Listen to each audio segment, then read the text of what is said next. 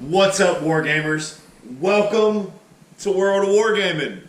I've recently gotten this deluxe edition copy of Rangers of Shadow Deep in the mail, and I am dummy excited to play this game.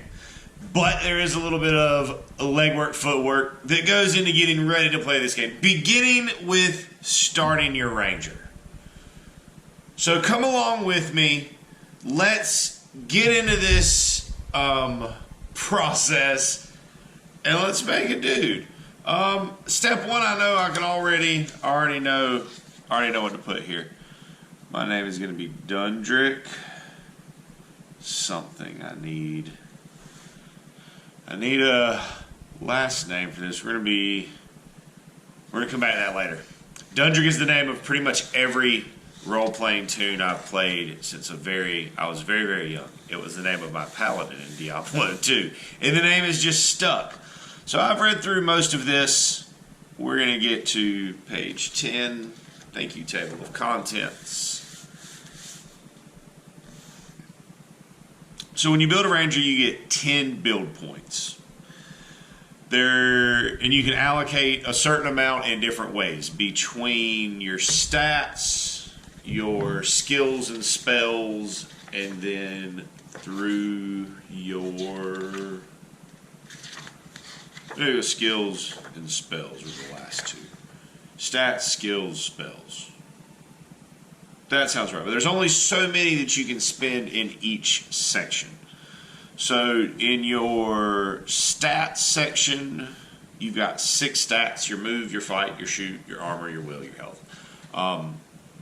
All of these will affect your rolls and your target numbers when you go to fight. But that's later. For now, we just need to build a dude. So of my 10 build points, I get 3 of them that I can increase my stats with. So this is the base stat lines. Let me copy this down. 6 plus 2 plus 1. 10 plus 4, 18. Now you cannot increase your armor with these 3 points. And you can't increase them more than once. So I definitely want to increase my move. In all games that I play, I like being fleet of foot.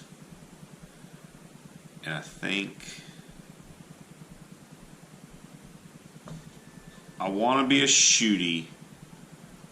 I want to be a shooty Ranger. I know that. I want to be laying down fire superiority. And I think I'm just going to spend the 2 on stats right there. And I'm going to hold on to some for the sections that come next. So right now I'm sitting on 8 build points remaining. So the next part of our journey is heroic abilities and spells. Now the abilities, there's some pretty sweet stuff in here. I'm going to flip through it again, just double check, make sure I'm confident of my choices. But I guess we can spend 5 points between heroic abilities and spells. Heroic abilities we can only buy 1 time. Spells you can purchase as many times as you would like to spend a point to do so. And they range from blending into the shadows, to split casting, to parrying, to shoving. Quite a list. So I'm going to read through these, take a look, figure out what I want to do here. 5 points that I can spend here, 8 points remaining.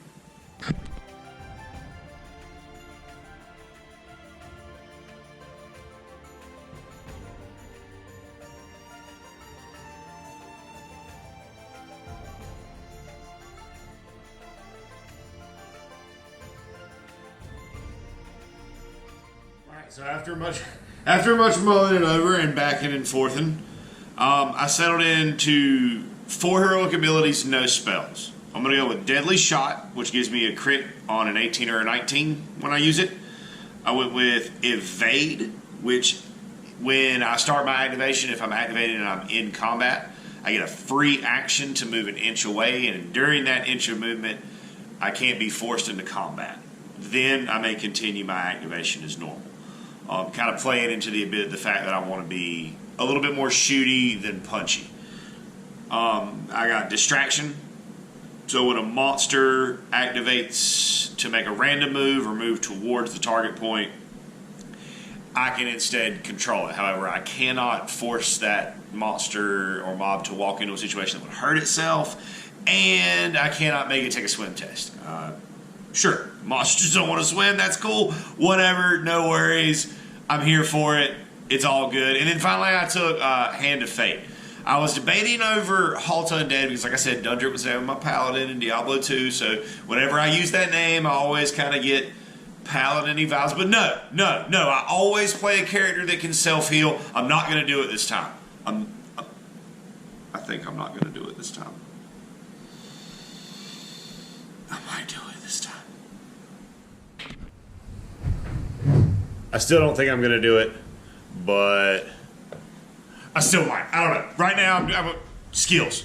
We're going to move on to skills. So, there are numerous skills: acrobatics, ancient lore, armory, climb, leadership, navigation, perception, picklock, read rune, stealth, strength, survival, swim, track, traps. For each point that you spend, you can increase 8 of these by 1.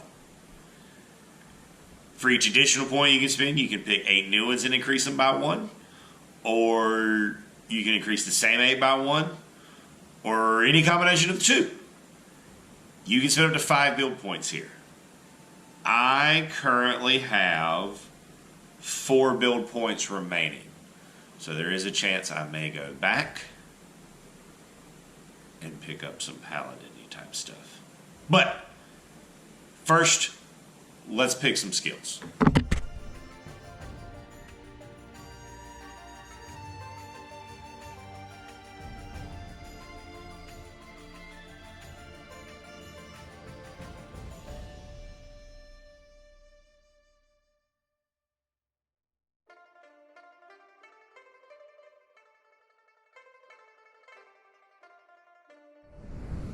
Okay, so I spent 3 of my remaining build points into skills. I came out of it with a +3 to my acrobatics because I want to be all nimbly-bimbly through the trees.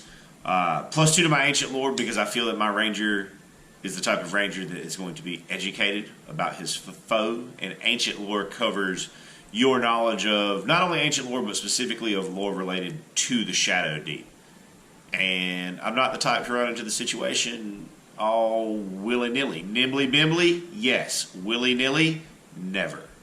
Took +1 to my armory because I feel like I would need to be able to make basic repairs to things. +2 to my climb, again, to contribute to the nimbly-bimbliness. +3 to my leadership. I have a strong character, strong personality. I attract positive and hardworking people to me. And leadership gives you a little bonus when it comes to your recruitment points. +1 to my navigation, because while I may not always know exactly where I am, I do know which way I'm going. +3 to my perception. I'm observant. Picking locks, not for me. I'm not the stealing type. Read runes, I am not illiterate, so I know a little bit about the runes of ancient civilization. That ties into my ancient lore knowledge, as well as a little bit of the language of magic.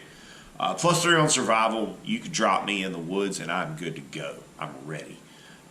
Swim. I can swim. I can't swim the greatest, but I can swim. I can float. I hopefully will not sink. And track, because what kind of ranger, can't track stuff? That's nonsense. I don't believe in it. Now, with that 1 point left over, back and forth and heed and hawed a little bit. I ended up settling on enhanced power with my last build point, which, whenever I'm generating attacks for a shooting attack, for every attack, I can roll 3 dice and take the best. But I have to declare it before I roll any dice, and it is an exception to the rule of not being able to use more than 1 heroic action per activation. Which brings us to equipment. So you're allowed to choose 5 pieces of equipment from the King's Armory. They have no cost and are provided by said armory. So I'm going to take a look through this part, get some equipment, and then we'll be just about ready to go adventuring. Okay, so good and bad. There's not a whole lot of things to choose from, especially if you're not leaning into Magic. And even if you are, there's not a long list, which is good because it speeds up the process a little bit. Some games where there's these long, giant lists of equipments that you can choose, it takes a while to make decisions sometimes. So, kept it simple, tried to stick to my idea for my Ranger of being the very much the out in the woods Ranger. I took a bow, which has a range of 24 inches, no damage modifier. A quiver, which I have to hold the arrows for my bow. Light armor, no heavy armor here, just light armor. So +1 to my armor class for that. Hand weapon, because I want to have a sword. And I was debating between rope or a shield. I opted for rope because I feel like I don't plan on being a punchy Ranger with the evade. I'm trying to get out of combat. So I feel like my training is not going to super encompass the use of sword and board. Sword, yes, obviously. I'm a Ranger. I can use a sword. But shield, I'm going to stay away from, I think. And that finishes out the Ranger. So next thing to do is going to be to recruit some companions to venture into the Shadow Deep with me, which we will do next time. If you enjoyed the video, please like it, share it, comment on it. Please hit that subscribe button. Turn on that little bell so that you can get notifications when I post new content. I'm looking to keep content coming, at least a couple times a week, doing the best I can between this and the regular world of adulting. But I hope you have a great day. I hope you've enjoyed. I hope this walkthrough kind of helps you if you're looking to get into Rangers or Shadow Deep but feel slightly overwhelmed. Have a great day and happy gaming.